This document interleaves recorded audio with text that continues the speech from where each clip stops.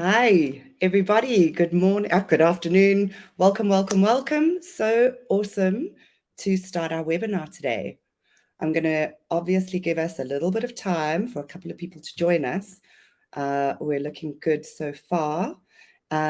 Just to give you a little introduction in the meantime, my name is Deborah Watt. I'm the Head of Talent Acquisition at OfferZen, and I'm going to be hosting our session today. So excited to be here today and hosting our Untold Stories for OfferZen. So for those of you, the numbers are climbing. We know it's like a little bit, well, depends on where you are in the world. It's a little bit late in the day. So we will just, late in the day for us. So we will just give a few people, depending on where they are in the world, an opportunity to join us. For those of you who might not know what OfferZen does, we're a tech talent marketplace that was founded in Cape Town in South Africa in 2016. We have since expanded into what we call, and I love the name, Middle Earth, which is GMT plus 2 hours time zone spanning across Africa and Europe.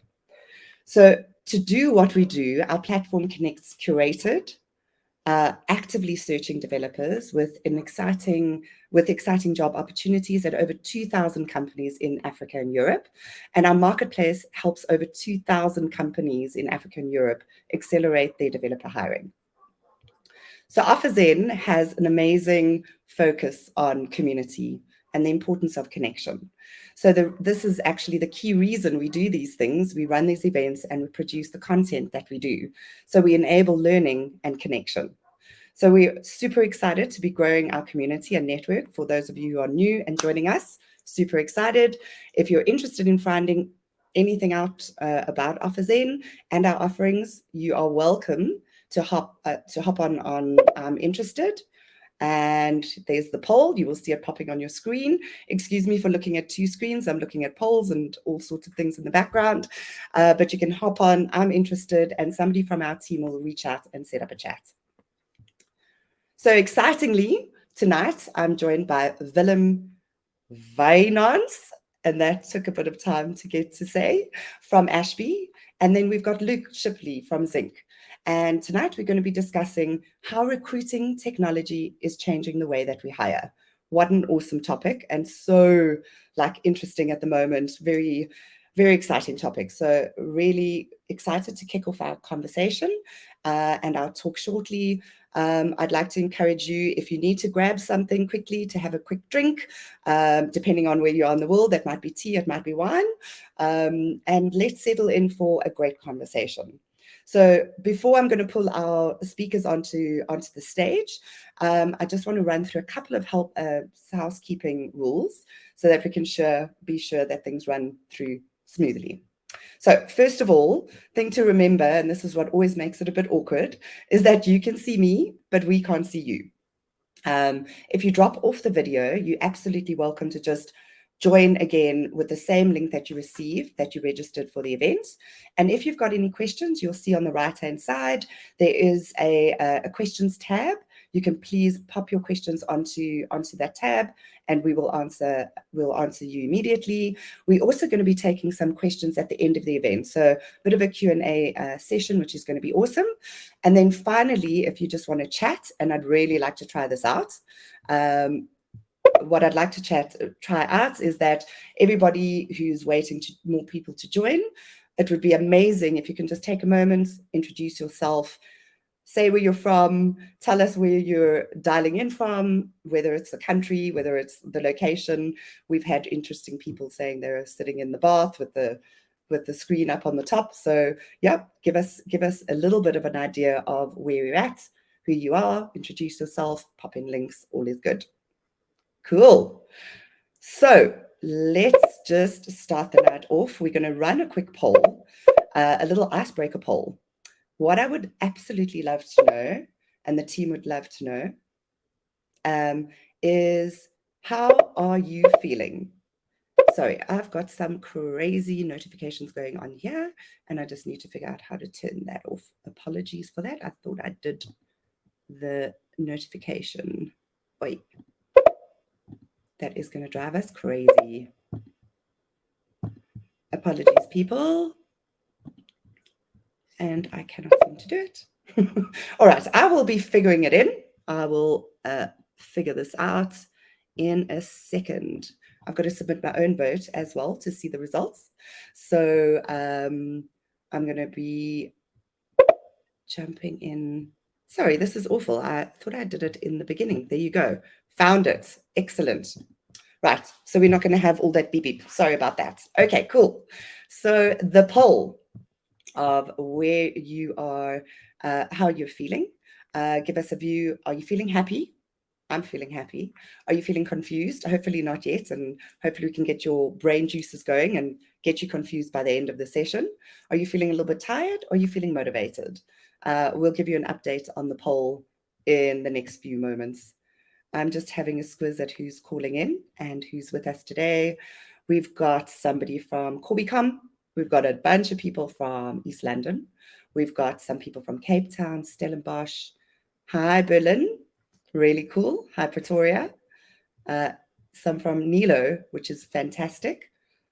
We're going to have a little look at how our poll's doing. Want to make sure everybody knows how to communicate with each other. And we can say a big hello from all the corners of the world. Awesome. Reach out to everyone. Hi. Cool. That worked well. Looking good, guys. So, okay, we'll give you a bit of a result on the poll shortly. I will fill you in as we go. I'm going to jump into some introductions. I'm going to invite both of the two panelists to come and introduce themselves. We'll start with Willem, and then we'll hand over to Luke. I'm going to give you a small update on the poll in between so that you know how people are feeling while they're joining us today, and we'll pull up our speakers onto the stage. So most people are feeling happy, which is fantastic to know, and the others seem to be predominantly feeling pretty motivated. So hi, and welcome Willem and Luke to the stage. It is really awesome to see you. Thanks for having us both, I guess. Absolute pleasure. Sorry about the ding dong bell going in the background there. That was terrible. Talking about technology, right? Well, like that is a default feature of a leading webinar tool. I think that's just pretty interesting. Anyway, nice to see everybody again. I've been on some previous OfferZen events. Really enjoy them. I asked my friend Luke to join me on this panel. But I'm, a little bit about me. I'm Willem. I lead Ashby EMEA. Ashby is a all-in-one hiring tool, hiring platform, where I kind of lead the vanguard of everything EMEA and APAC. Before that, I was the head of recruitment at VanMoof, big e-bike company. Hung that little sweater there just to give a little bit of representing. And I actually was a design partner for Ashby while I was leading talent at VanMoof. So that's also how I got into the whole ATS game. So my whole career has been in talent acquisition, leading small teams, leading big teams to IPO or maybe crashing. Everything happened in the last 13 years or something. But yeah, always been very passionate about HR tech or recruitment tech. I'm happy to be sharing my knowledge and kind of like my I think expertise now about the subject. I think we can absolutely say that, Willem. So that's fantastic. And Luke, I'd love you to take the opportunity to introduce yourself as well. Bit of a background. Give us a little bit about yourself. That would be fantastic. Thanks, Deborah. My background's in recruiting. Spent 7 years as a tech recruiter here in London, and hiring mostly developers for my clients as an agency recruiter. I thought that was pretty interesting, so made the transition into software development a few years ago, and shortly after started Zinc with a couple of friends, my co-founders, and have been doing Zinc for the past 4 years, where I do mostly product stuff these days. Zinc is a employee background checking platform. Fantastic. Super awesome to have you both. And we're going to jump into some of our launching questions and start peeling out some of your expertise in this topic. Thank you so much. So pretty much like any other discipline, technology is absolutely changing the way that we attract, we hire, we retain great staff. So anything in the employee journey, from marketing to screening, interviewing, onboarding, is being touched by HR technology. So I'd love to start with a personal question to both of you. Luke, maybe you first, and Willem, you were there after. So what about recruitment or HR tech space are you super excited about right now? So, I mean, the part of the hiring journey that I think about most is onboarding. That's where Zinc fits into the recruitment funnel. So that is the area that I'm thinking most deeply about, and I'm excited about the changes that I think Zinc and other organizations in the industry can make on this small part of the funnel. That is where I think there's a huge amount of opportunity for improvement, and I'm pretty excited about that. Excellent. And Willem, your side, what's getting your juices these days? Yeah, I think the more and more strategic nature of recruitment that it has scaling businesses. So I think it's exciting to be working alongside of like very big names in the startup world or the scale up world that really take recruitment and separate it from their like HR kind of demographic vertical and really focus on making that their kind of like product. And obviously understanding that people, the recruitment ecosystem is getting more and more competitive with all the VC money that's getting poured into it. Yeah, I think that era of hiring excellence and that recruiters are getting a seat at the table is something that I stand firmly behind, and try to kind of like also create that kind of platform with Ashby to help them remain and keep that seat at the table. That's fantastic. Yeah, we're definitely going to pick your brain a little bit more around that later in the conversation for sure. Want to understand how that's happening. So, I mean, sometimes when you're talking about HR tech, and I used to feel this many years ago, more from an agency background. Luke, you might understand that as well. But if you look at the elephants in the room, sometimes it can be around like, long-standing fears that technology is maybe going to be taking over what we do as humans in the HR and people space, let's say that. Willem, if you look at it, how are you reframing the thinking for a recruiter or an HR professional when it comes to fears about this? Well, I think it's, we might get replaced by robots. I don't think it's going to happen anytime soon. I'll put this in the chats. This post that I saw today again. It's basically a software engineer talking like applicant tracking systems are basically screening your resume and everything is going automatic. I think all the recruiters in this room can say no robot has ever touched the resume and like automatically move them through a funnel or whatever. I think humans are still very much needed for that humanely kind of aspect of recruitment. I would also argue that companies that rely completely on AI in terms of like that part is, it's not going to happen. What I do think is that like tech is going to amplify, certain bits and pieces of the hiring ecosystem. So where Luke helps, with a point solution on like making sure that background checks and reference checks are conducted fairly and quickly. I think all the tech that's out there to help amplify a recruitment team and their strengths. I think that's what we're all about, and I'm excited about that. But I'm not worried about us getting replaced. I think it's just adopting to the new realism that recruitment is going to be more and more important. So the tech is also going to be more and more important. Yeah, I like your word amplify, because that like makes it sort of front and center as as to what we're doing here. So yeah, that's fantastic. And Luke, I mean, another challenge is often the integration of how all these tools kind of blend into one recruitment tech stack. what else do you think that we could be doing to get these things to play well together? All these different elements, and we're going to discuss them in more detail later. How do we get them to speak to each other well? I think that first, it's just essential today that you can have each piece of tech that is collecting information talking to the other pieces of tech in your stack. That is absolutely essential today, because it's very much table stakes. There's a huge number of different ways to do it. There's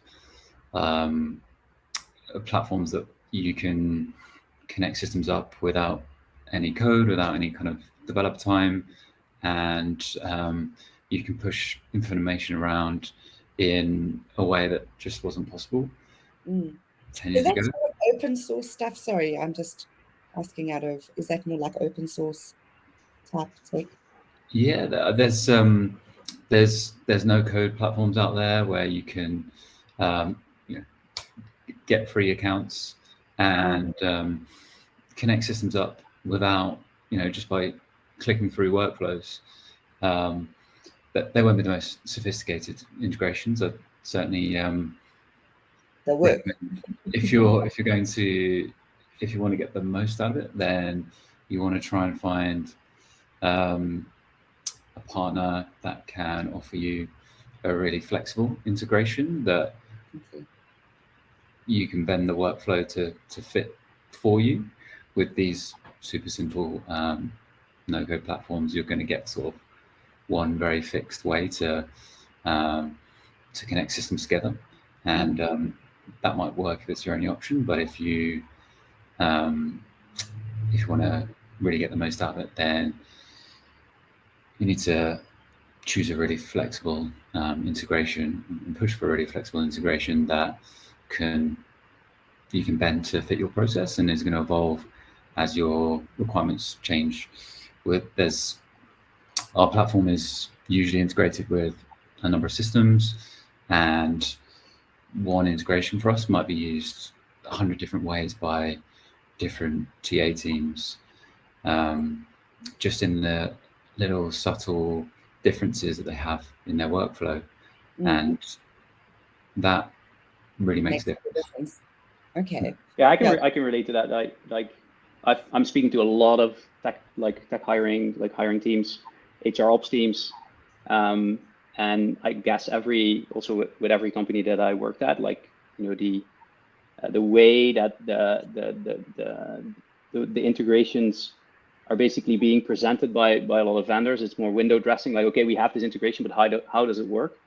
I think good segue into how I started the integration journey with Zinc, being Ashby and Zinc, is that I want to when we have an integration live on the marketplace, it should work very deeply, right? And there shouldn't the few customers that we have in common, very big brands in the UK predominantly. I asked them hey, how are you using Zinc? How are you?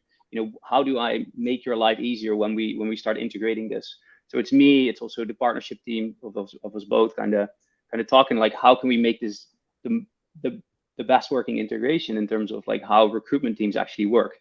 Because I've when I was leading leading talent at all my previous jobs, I would see that there would be an integration, but if I would ask the seller or the person representing an ATS or a point solution, how it would actually work, nobody could really tell me on how the integration actually works. It's just okay, yeah, we have it, but speak to the dev, and then you buy.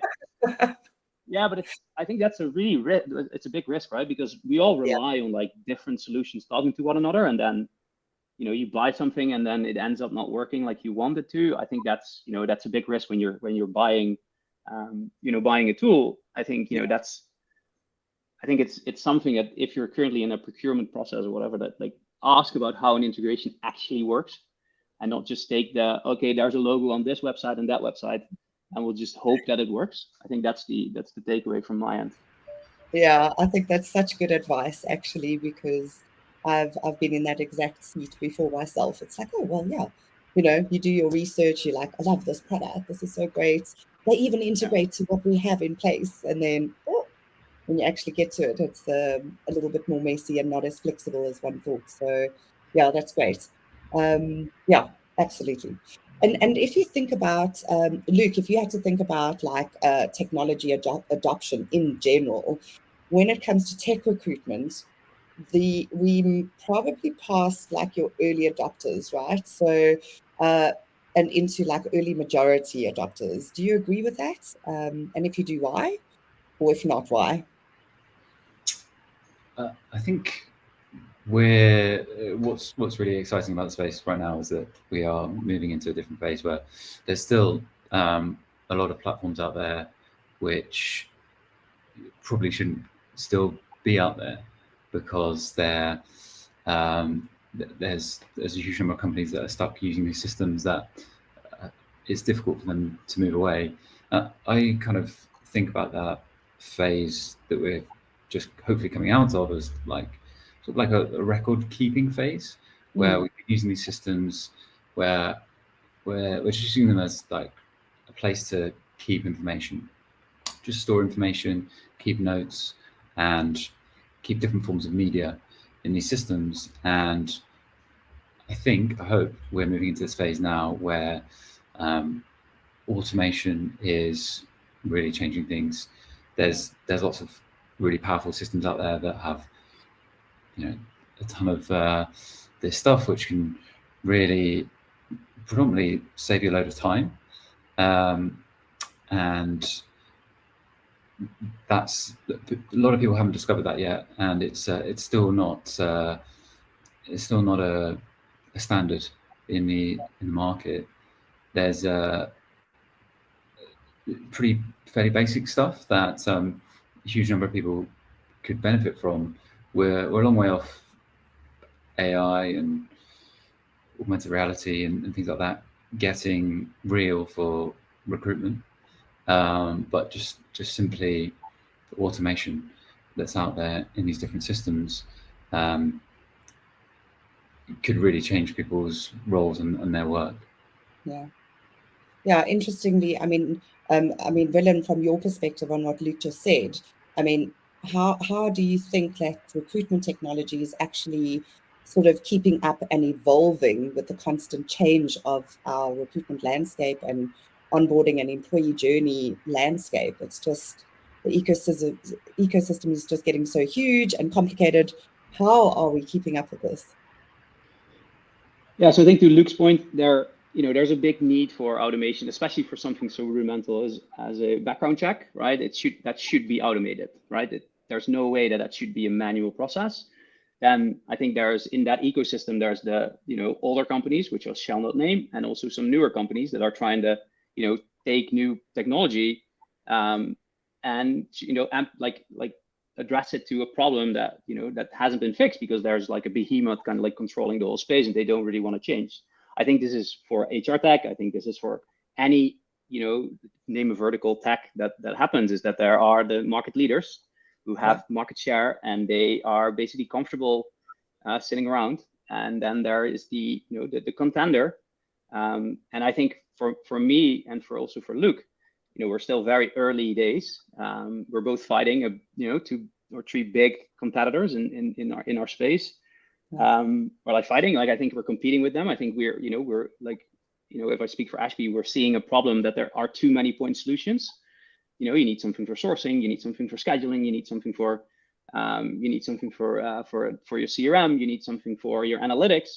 We call that a frankenstack internally at Ashby. I love that, frankenstack. Yeah, but so I think we should replace all of that. But Ashby will never build reference checks, right? I think that you need point solutions for like very like key things in your hiring journey, but not I don't think I think in that perspective we're in the early stages of people seeing that as like how come do we have all that how come do we have all this tooling out there that really doesn't talk to one another? We have we have a sourcing tool somewhere. Some recruiters are using it. We don't know. Are they using it? Yeah, maybe they are. Like, oh, can we run analytics? Oh no, it's not. Basically, the transfer is not there. I think that's the real problem of HR tech, is like there's never been, it's always been a little bit like hand wavy in terms of the technology that's out there. And obviously that's changing again, like with the new era of, recruitment. I think that has something to do with it. It's like recruitment is becoming more and more and more important. Yeah.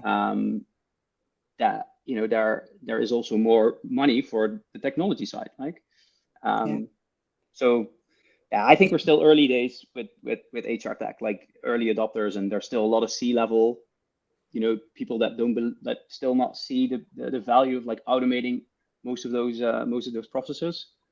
So I think we have long ways to go to build kind of like the level playing field. You mentioned something quite important in what you just said around, how you motivate for the spend.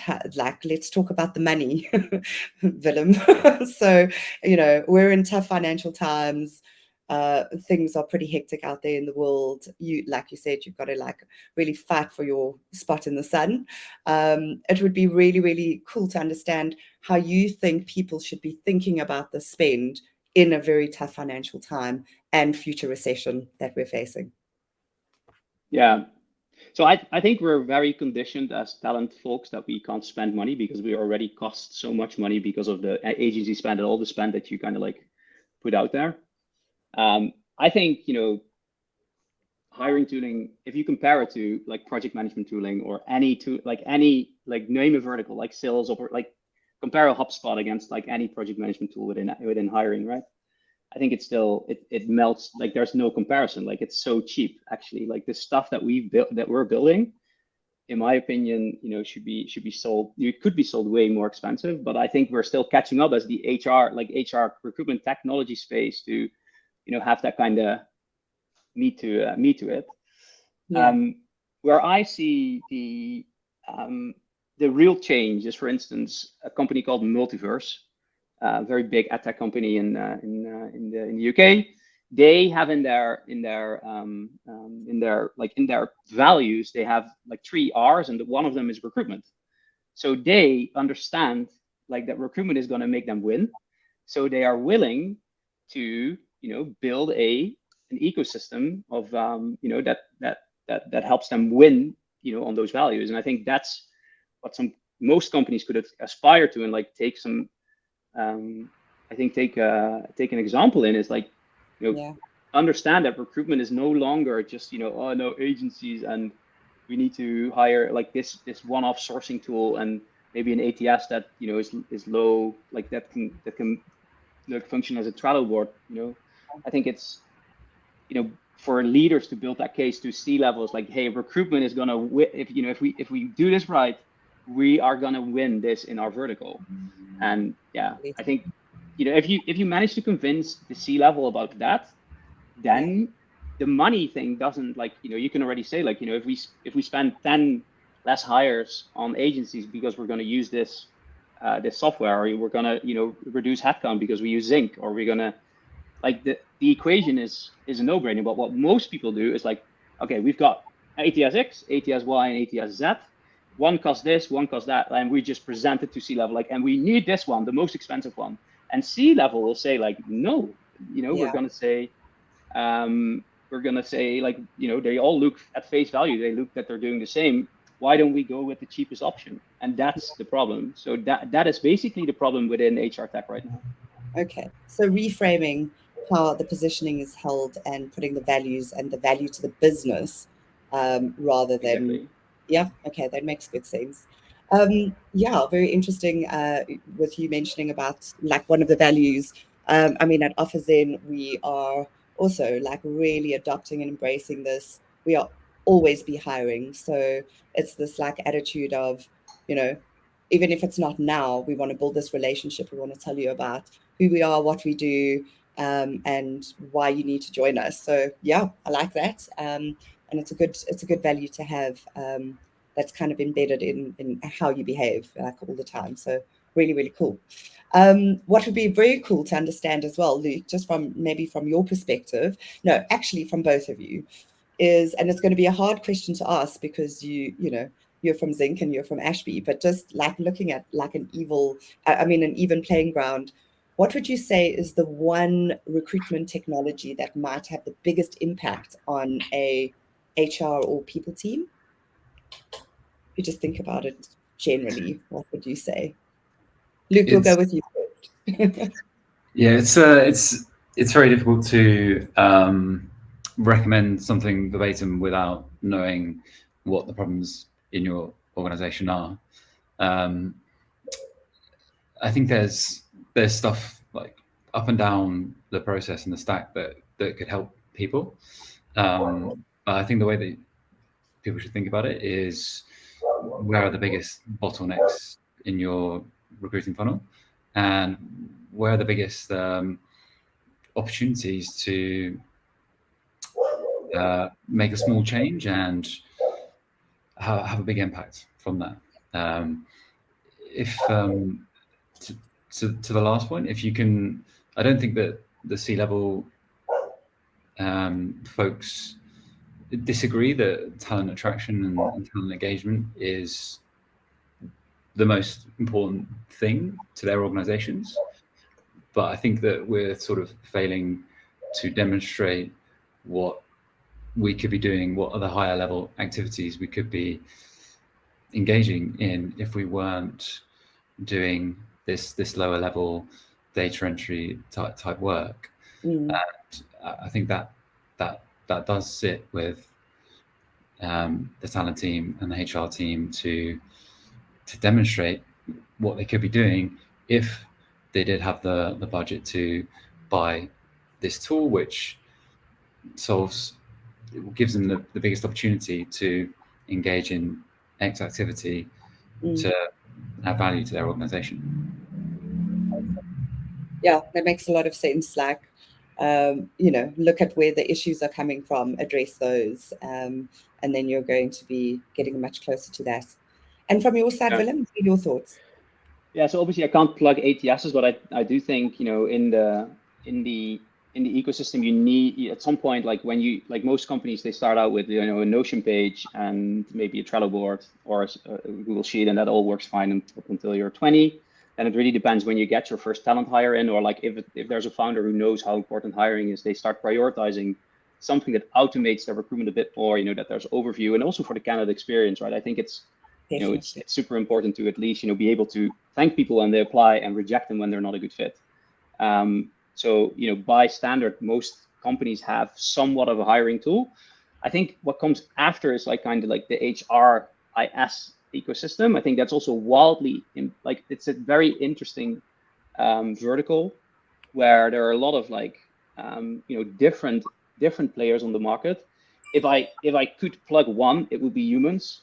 I think only one reason is that they have a very good API, and no matter where you are at in the in your ecosystem as a company, at some point you would need to have stuff talk to one another.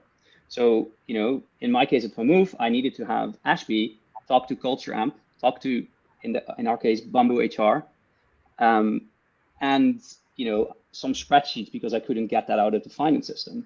Yeah. And luckily I had an engineer at my disposal, but we could kind of what really hampered me was the Bamboo HR API. Two APIs, very clunky. So it was really hard for me to get all that data out of the system. And I think, not that everything would have been gone away if we were on humans. I think, there would have been also a different, different maybe problems or use cases, but that would have saved me a lot of engineering time to kind of build that stuff.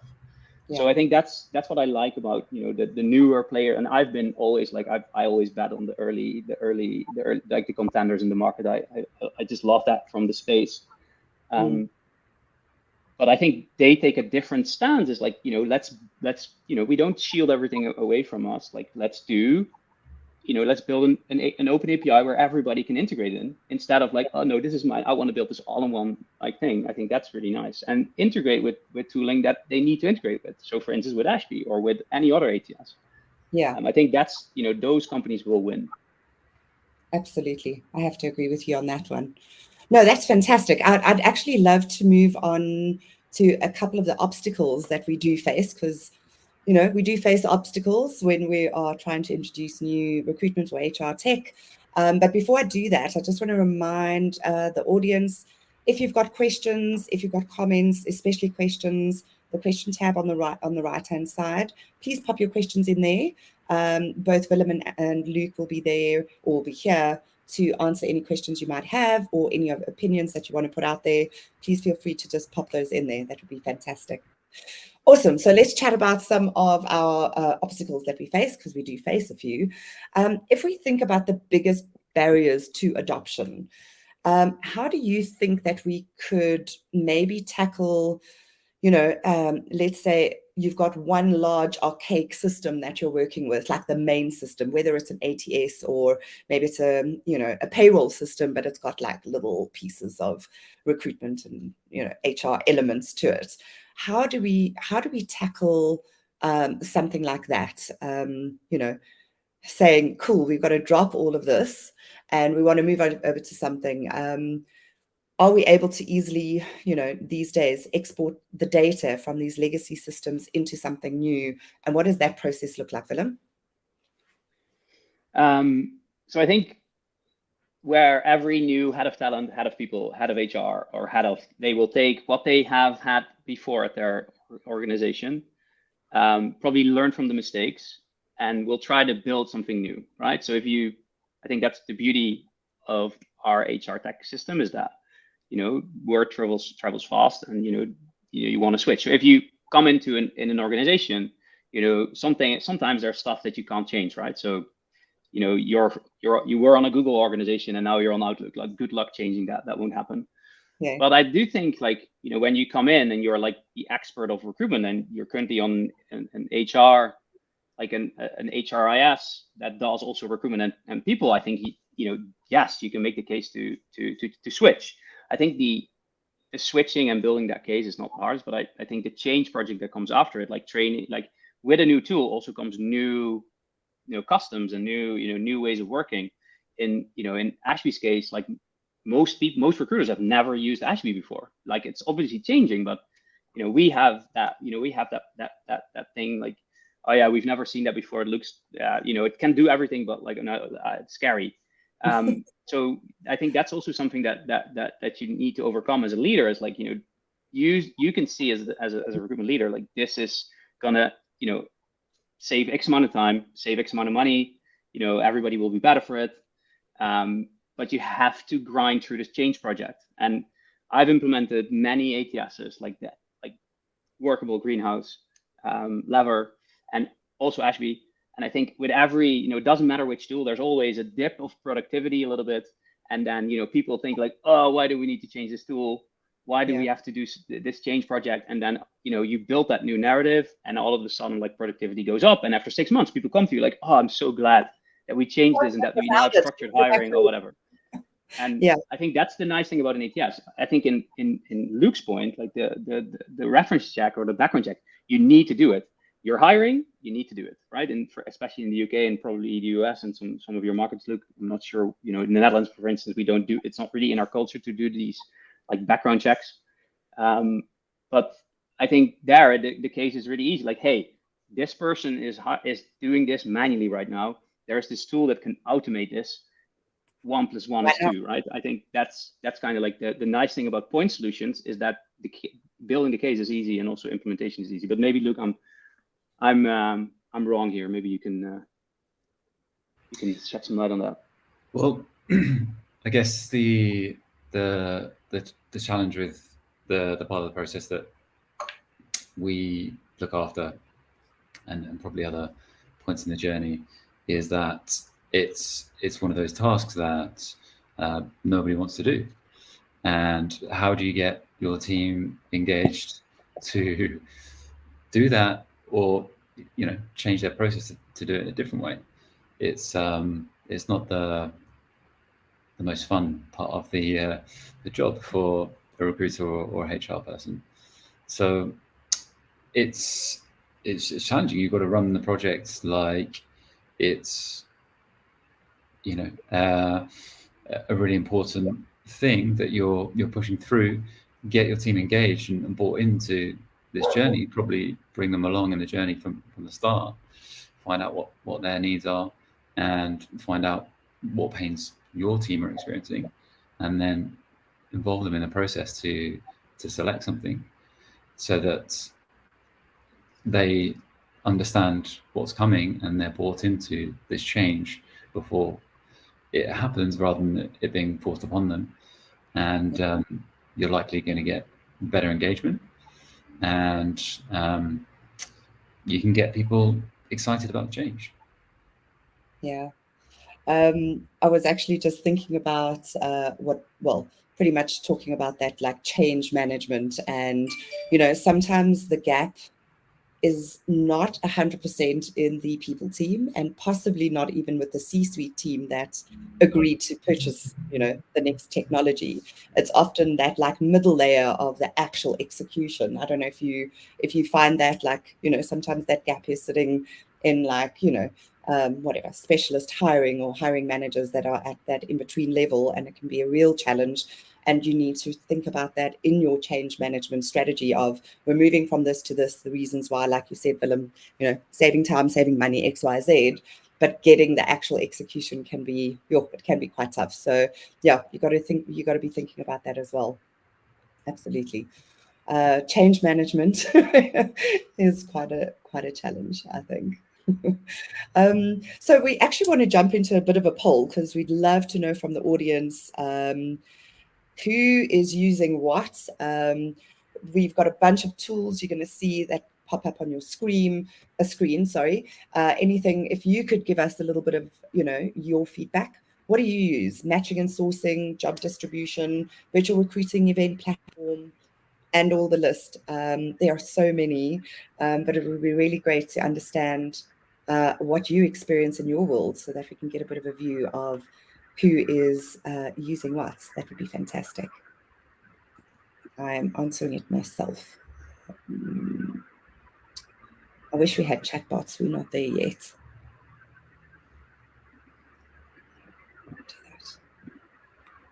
Fantastic. We'll give you a bit of a view of what's happening in the poll and what other people are using. As you answer it, please just pop into the poll and use your vote there. That would be fantastic.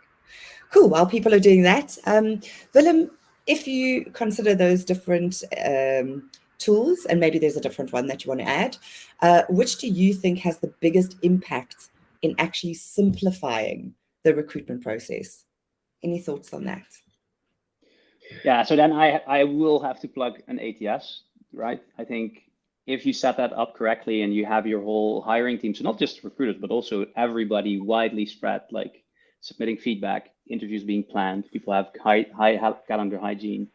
There's reports and analytics that, give you like insights on where things go well and things go wrong. Yeah. That you create a recruitment culture. I think that's what you can achieve with an ATS. And I think that's why I'm so bullish on Ashby, is that we enable your recruitment team to kind of like build that, that recruitment excellence center.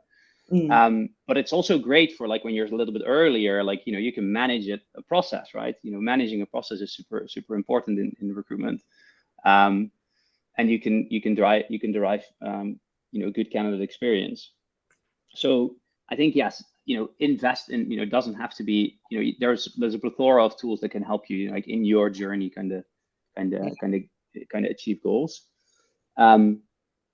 I think what you should always aim for, and apart from the tooling, is that you don't have like manual work that, people, for instance, go into the ATS to type something over that could have been automated.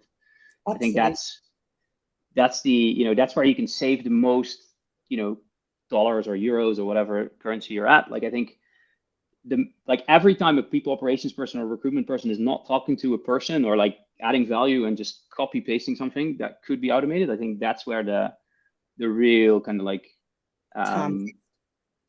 yeah. So it doesn't, like, that could be a tool, but it could also be a piece of code, could also be a good integration, could be whatever it is, but like scope it out, like inventorize where your manual work is and start working on automating that stuff. So I think, to the point of Nick Stevens, I think he asked about onboarding. I think, you can buy a tool, like I've plugged one, Introist, but first you need to understand, like, what is our onboarding journey? What does good onboarding look like? Yes. Most companies have no idea on like how to build that. They've grown from 10 to 100 very quickly. Everything is like up in the air, everything's on fire, and then all of a sudden you need to look back and like, okay, how are we actually going to do this? Now we're growing to 150 or 200. Camera is it's gone, but there I am again.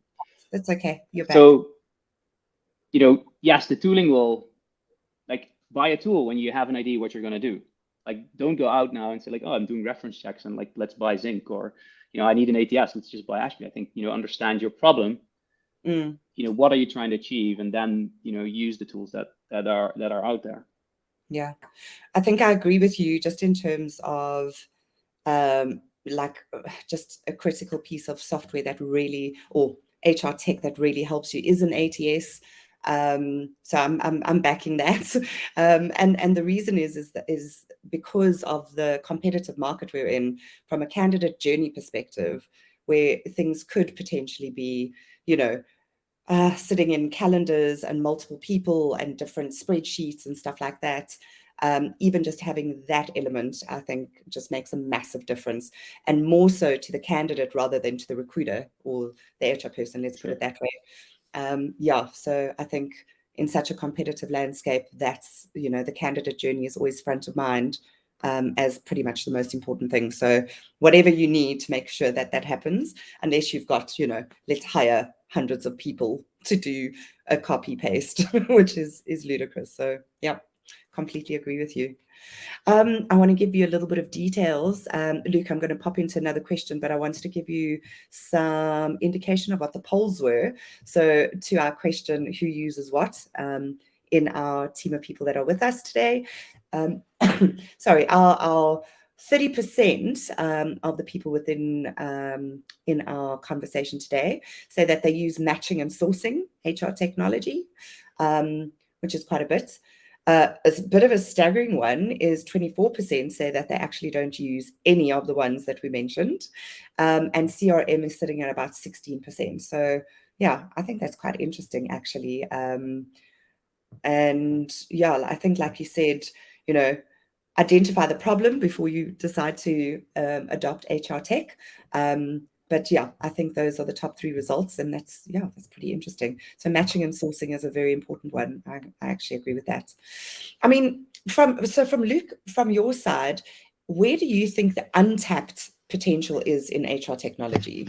Is there anything that stands out for you that hasn't quite been tapped into yet?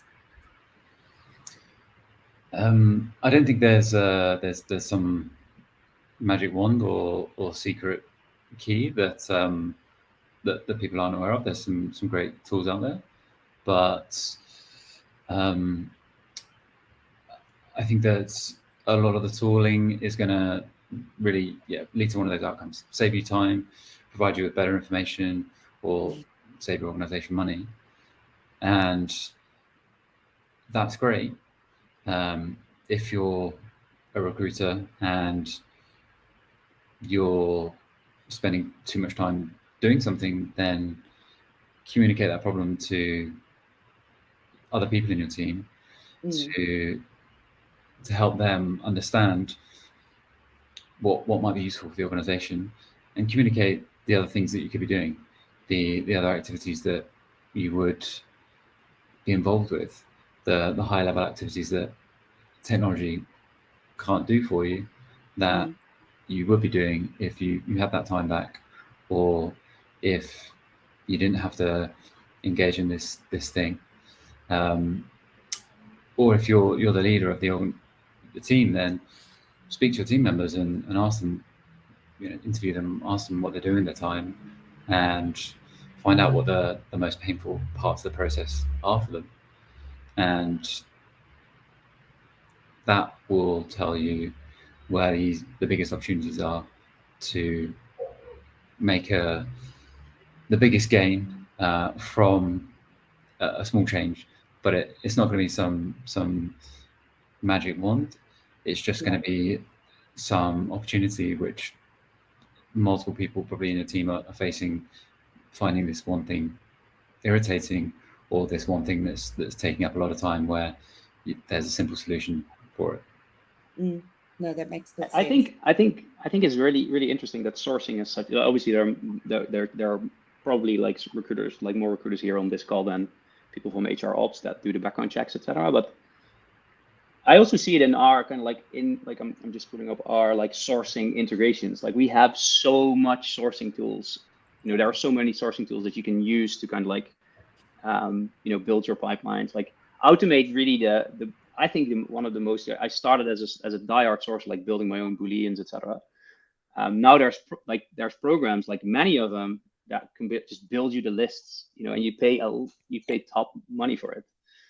I also think that's normal, that this is kind of getting automated, but I think it's interesting that a lot of the money spent is going to sourcing, going to like the not so not like most people don't really enjoy like sending cold emails, etc. Right, and also doing the searching, etc. So I can understand that this has a good like percentage in this pool. I also understand platforms, tooling like Otta, OfferZen, Court, all those platforms where like talent is, and where you can kind of like pick warmer candidates, I guess. I think that's also appeals to recruiters, because then they don't get turned down, or not so much.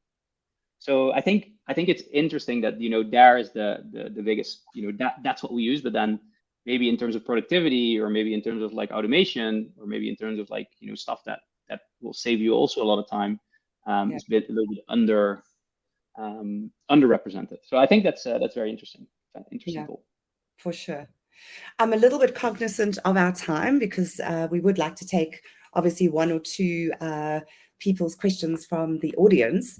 But before we hop into that, I'm going to ask you one kind of closing final question before we jump into Q&A. I think there's only a couple of questions there that we can cover, but from each of your perspectives in a nutshell, Luke, what would you say would be your key takeaway from tonight's conversation between the three of us?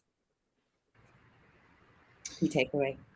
I think that the HR tech landscape is really confusing. There's a lot of snake oil, vaporware out there. It's easy to look at shiny things and get excited by that and get confused by that. I think it's important to start with the problems that you're facing in the team. Whether if you're in a position that you can't solve your own problem by purchasing something, then let other people know the problems you're experiencing, and to start from that basis. That's really, you're not going to end up going too far wrong effectively if you're starting with the biggest problems that you're facing and trying to have some clear outcome from that. You want to get X amount of hours back. You want to stop spending time doing this scheduling or what have you, and then you're gonna be in a good place. You're gonna be probably doing something impactful, and making sure that you're bringing the team along with you when you're going through that journey. Brilliant. That sounds good. Willem, any quick key takeaway? We've got a couple of questions I'd love to cover before we run out of time. Yeah, I think critically look at all the point solutions that you have, or like all the solutions that you currently have, and think about like, how are they adding value? Do they talk to one another? Can we replace it? Like, what would be out there? Like, is there, like, especially in these macroeconomic times that we're in, you will please your CFO or your like whatever person that owns the budget when you go to them and say like, hey, we have this, but we can, with a change project, move it all into this. And you do the demos and you build the case, blah blah blah. I think that's interesting. And then most often CFO will say like, why should we spend money in the time that the hiring is lower, etc. And I think then you can say like, would you do a change project in the midst of like a accounting window, or would you do the change project when there's like a little bit less work on the plate? Like, now is the actual best time, if you're reducing your hiring, to change your processes that are broken. I think that's the one thing that I want you to get away with. Like, don't, and it could be candidate experience, it could be everything in this whole journey. The journey is so damn long. even if you consider like also the employee journey, you know, it should Yes. also be part of it. There must be stuff that's not working right now and that you can deprecate and rebuild. Yes. And I think, you know, buying new software allows you to build to change something fundamental in your organization, right? Yeah. So getting a new ATS, for instance, allows you to, you know, get hiring managers to all start submitting feedback, or all, you know, keep their calendar hygiene, like those kind of things. I think with tooling also comes a good like you have this window of opportunity to fundamentally change something. Absolutely. Awesome. Well, that brings us to the end of some of the questions that I wanted to ask you, but I'd love to cover 2 quick questions. I think I'll put the first one to you, Willem, just because it's probably something you're a little bit more experienced with. It's from Nick Stevens, who's with us in the audience. Wants to know, what does the future of onboarding look like, given how competitive the market is for such great talent? Has onboarding looking any different? We've got like 2 minutes, if you could give us a bit of a quick synopsis on that. Yeah, so in my train of thought, like onboarding really sits with people operations. Yeah. Sorry, I don't know what my camera is doing, but I think they should own that. Like, I have my ideas about it. I think most of the steps could be automated. So that's also why I pulled that Introist tool into there. Like the steps that you need to complete. But for instance, there's this window where an offer is signed, but the start date is, you know, that window. I think that should be owned by recruitment, and that's where you need to build some automation around, like, hey, you know, are we still, like, the amount of people that you lose there is like it's significant, and I think that's what we can focus on as recruiters. I think the onboarding journey, I'd like to keep like separated from the recruitment team and keep it at like people operation, because they have better ideas about it, in my opinion. Brilliant. Brilliant. We are running a little bit over time, so apologies, everybody. I want to do one last question because I think it's a great one. It's from Liesel Teens, and I love this. Perhaps if we start thinking about AI as IA, which is intelligent assistance, we might be able to sell the use of new technologies or change. What would your thoughts be about that, Luke, if we sold this whole selling HR tech as intelligent assistance rather than AI? I think it's a good idea to rebrand AI as something else, because I think everyone's pretty fed up of hearing about it and it being sold as this thing that's going to change everything. So when it does actually come along, it will probably go unnoticed, because we've heard it so much already. Yeah. So yeah, well, if I was going to sell the use of new technologies to someone else in the business, I wouldn't talk about what fancy technology they're using to do that. I would talk about what that's going to enable you to do as a recruiting or talent function. What is the impact going to be on you attracting talent to your organization and engaging talent in your organization, and what then does that have? What impact does that have to the company? Where will you be in a year's time if you had attracted a different group of people to your organization? Yeah, absolutely. I think those were awesome questions. Thank you for those.